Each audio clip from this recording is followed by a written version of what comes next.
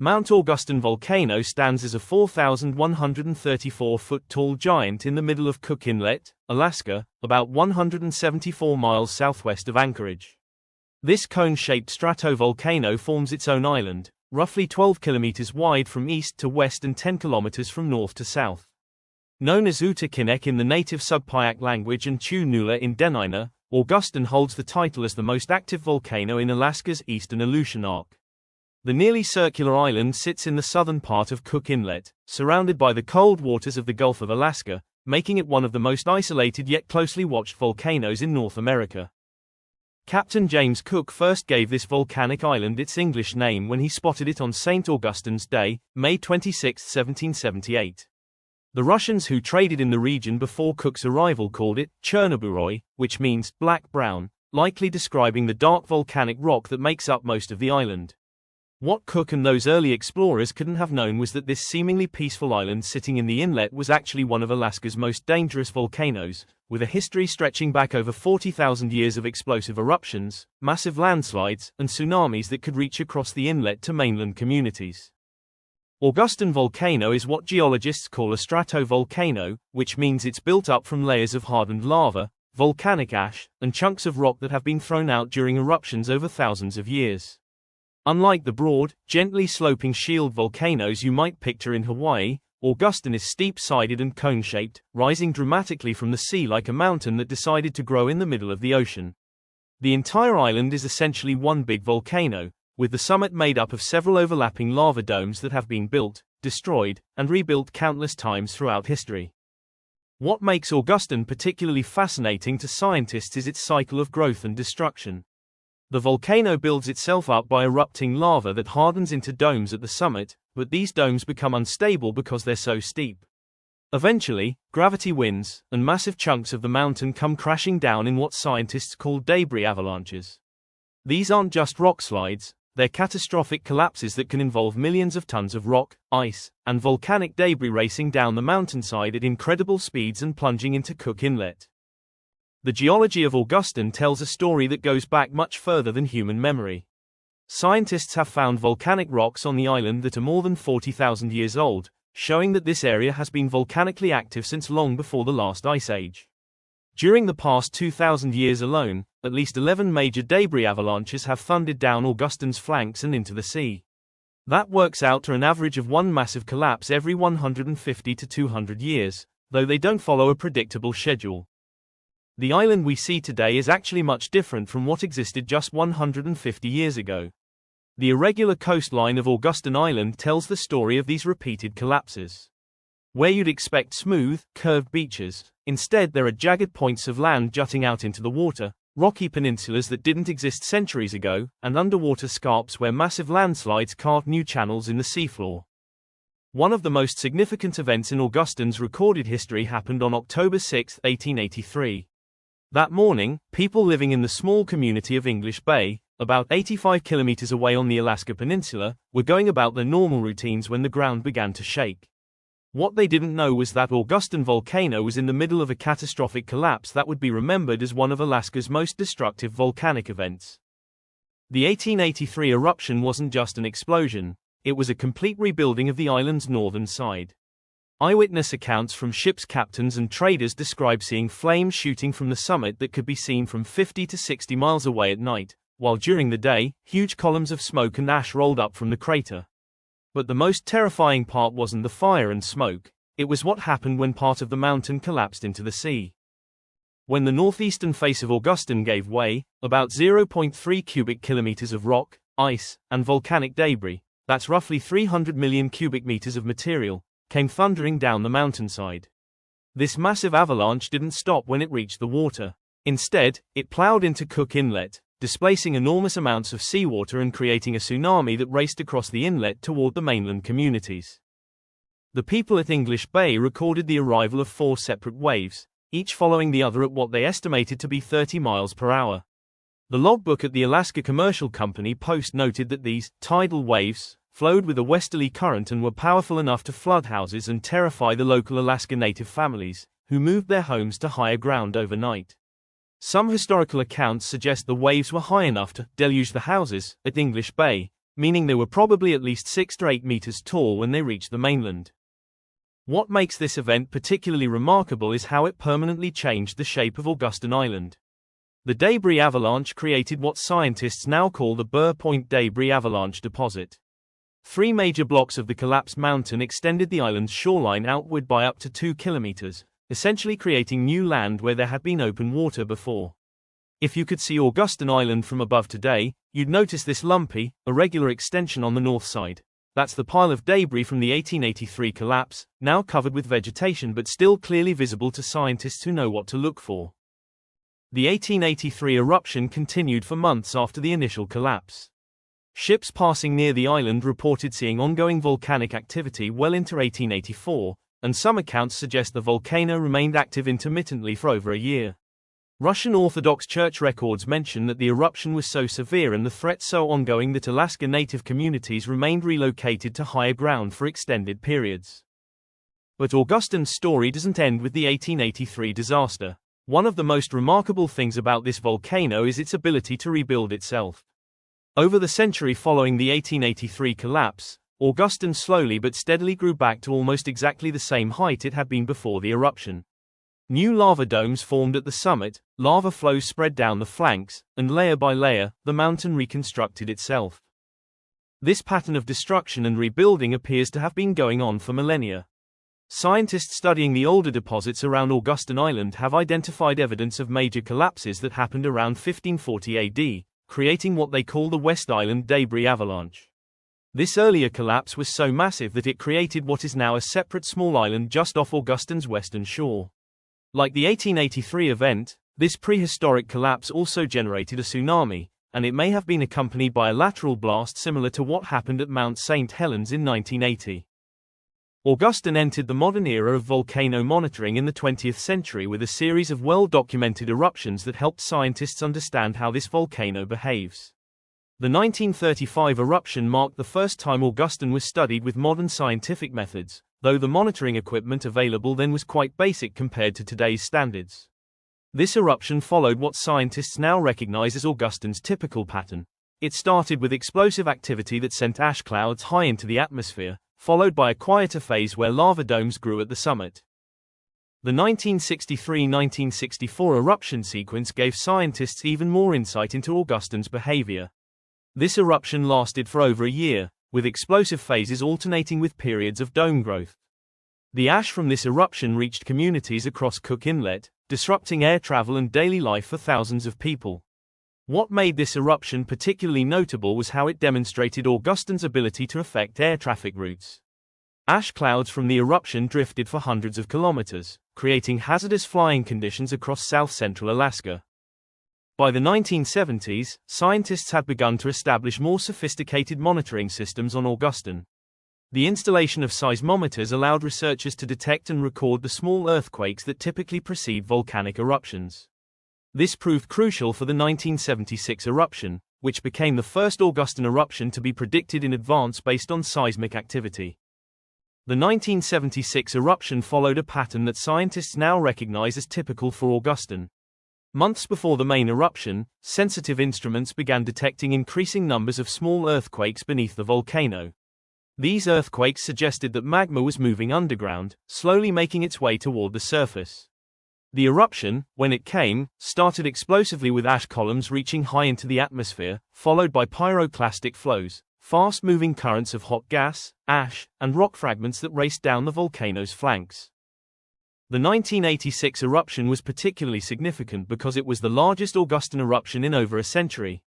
This eruption reached level 4 on the Volcanic Explosivity Index, making it what volcanologists classify as a subplinian eruption. The ash clouds from this eruption reached heights of over 13 kilometers above sea level and were carried by winds across hundreds of kilometers. Communities as far away as Anchorage, nearly 300 kilometers northeast of Augustine, experienced ashfall that disrupted daily life and air travel. What made the 1986 eruption especially important for scientific understanding was the quality of monitoring equipment available. By this time, the Alaska Volcano Observatory had been established, and scientists had deployed networks of seismometers, tiltmeters, and other instruments that could track the volcano's behavior in real time. This allowed researchers to document in detail how Augustine's eruptions develop and progress. The data from 1986 revealed that Augustine's eruptions typically follow a predictable sequence. First, increasing numbers of small earthquakes signal that magma is moving underground. Ground deformation measurements show that the volcano is literally swelling as magma pushes upward. Gas emissions increase as volcanic gases escape through cracks in the rock. When the eruption finally begins, it typically starts with powerful explosive activity that can send ash columns high into the atmosphere and generate pyroclastic flows that race down the volcano's slopes. After the initial explosive phase, Augustine's eruptions usually transition to a quieter period of dome growth. During this phase, thick, sticky lava slowly oozes out of the crater and builds up into a dome-shaped mound at the summit. This dome growth can continue for weeks or months, gradually rebuilding the volcano's height. However, these domes are inherently unstable because of their steep sides and the fact that they're made of relatively weak volcanic rock. The most recent major eruption of Augustine began in late 2005 and continued into early 2006. This eruption was particularly well documented because by this time, volcano monitoring technology had advanced dramatically. Scientists had installed networks of GPS receivers that could detect ground movement with millimeter precision, thermal cameras that could monitor the volcano's heat output, and gas sensors that could detect changes in volcanic emissions. The 2005-2006 eruption began with what scientists call a precursory phase. Starting in April 2005, instruments detected a slow but steady increase in earthquake activity beneath the volcano. At first, the earthquakes were very small and infrequent, only 1 or 2 per day. But by October 2005, the rate had increased to 5 or 6 per day, and by December, scientists were recording about 15 earthquakes per day. In early December 2005, Augustine began producing small steam explosions. These weren't full-scale eruptions, but they were clear signs that pressure was building inside the volcano. The explosions were caused by groundwater coming into contact with hot volcanic rock, creating steam that burst out through cracks in the crater. Scientists also detected sulfur dioxide gas for the first time since routine measurements had begun in the early 1990s, another sign that fresh magma was approaching the surface. The main eruption began on January 11, 2006, with 2 distinct explosive blasts that sent ash clouds 9 kilometers high into the atmosphere. The Alaska Volcano Observatory immediately raised the alert level to red, the highest level of concern, and began issuing warnings to aircraft and communities in the region. Over the following days, Augustine produced a series of 13 explosive eruptions that sent pyroclastic flows racing down its flanks and created ash clouds that drifted hundreds of kilometers downwind. The ash from these eruptions created significant problems for aviation. Volcanic ash is extremely dangerous to aircraft because it can damage engines and electronic systems. The Federal Aviation Administration had to reroute flights around the ash clouds, causing delays and cancellations that affected thousands of travelers. Communities on the east side of Cook Inlet reported the smell of sulfur in the air, and a fine coating of volcanic ash settled on cars, buildings, and vegetation. By late January 2006, Augustine's explosive activity began to wind down, and the eruption entered a dome-building phase. Thick, sticky lava began oozing out of the crater, slowly building up a new dome at the summit. This lava was so thick that it couldn't flow very far. Instead, it piled up into a mound that grew taller and wider over the following weeks. Occasionally, chunks of this dome would break off and tumble down the mountainside, creating small pyroclastic flows and avalanches of hot rock and debris. The dome-building phase continued through February and into March 2006. During this time, scientists used helicopter flights and satellite imagery to monitor the dome's growth and track changes in the volcano's behavior. By the time the eruption ended in March 2006, Augustine had built a new summit dome that was actually taller than the previous one, once again demonstrating the volcano's remarkable ability to rebuild itself after major eruptions. The 2006 eruption provided scientists with unprecedented data about how Augustine works. The combination of modern seismic networks, GPS measurements, gas sensors, and thermal imaging allowed researchers to track the movement of magma from deep underground all the way to the surface. This data revealed that Augustine's eruptions are triggered by the injection of fresh, hot magma into a storage chamber several kilometers beneath the volcano. When this new magma mixes with older, cooler magma that's already in the chamber, it creates instabilities that drive the eruption. The mixing process explains why Augustine's eruptions follow such a consistent pattern. The initial explosive phase occurs when the pressure from the magma mixing becomes too great to be contained, while the later dome-building phase happens as the remaining magma slowly makes its way to the surface. Understanding this process has important implications for forecasting future eruptions. Scientists now know that Augustine typically shows signs of unrest for months before a major eruption. By monitoring earthquake activity, ground deformation, and gas emissions, researchers can often predict when an eruption is likely to occur, giving communities time to prepare. This ability to forecast volcanic activity is crucial because Augustine poses significant hazards to the surrounding region. The volcano's explosive eruptions can send ash clouds across hundreds of kilometers, disrupting aviation and affecting communities throughout south-central Alaska. The pyroclastic flows and debris avalanches that commonly occur during Augustine's eruptions can travel at speeds of over 100 kilometers per hour, making them deadly to anyone caught in their path. Perhaps most concerning is Augustine's potential to generate tsunamis. The 1883 eruption demonstrated that when large portions of the volcano collapse into Cook Inlet, they can create waves large enough to cause damage and flooding in coastal communities. Computer models developed by scientists suggest that a future collapse similar to the 1883 event could generate tsunamis with wave heights of 2 to 8 meters when they reach the mainland, depending on the location and size of the collapse. The communities most at risk from Augustine-generated tsunamis include Homer, Seldovia, English Bay, and other settlements around the edges of Cook Inlet. These areas have been identified through computer modeling and geological studies of past tsunami deposits. Scientists have found evidence of prehistoric tsunamis in the form of sand layers and marine fossils deposited far inland from the current shoreline, showing that Augustine has generated significant waves multiple times throughout its history. Today, Augustine Volcano is monitored more closely than ever before. The Alaska Volcano Observatory operates a comprehensive network of instruments on and around the island, including seismometers to detect earthquakes, GPS receivers to measure ground movement, gas sensors to monitor volcanic emissions, and cameras that provide continuous views of the summit. This monitoring network is designed to provide early warning of future volcanic activity, giving authorities time to issue warnings and evacuation orders if necessary. The volcano remains in what scientists call a quiet but watchful state. Small earthquakes occur regularly beneath Augustine, showing that it's still an active volcanic system. Occasional steam emissions from the summit remind observers that hot rock lies not far beneath the surface. Scientists expect that Augustine will erupt again within the next few decades, based on its historical pattern of activity and the current level of monitoring data. When Augustine does erupt again, it will likely follow the same general pattern seen in previous eruptions: months of increasing unrest marked by more frequent earthquakes and ground deformation, followed by explosive activity that gradually transitions to dome growth. However, scientists also recognize that Augustine is capable of surprises. A major edifice collapse like the one in 1883 could occur with little warning, potentially generating another devastating tsunami. The story of Mount Augustine Volcano illustrates the powerful forces that continue to shape our planet.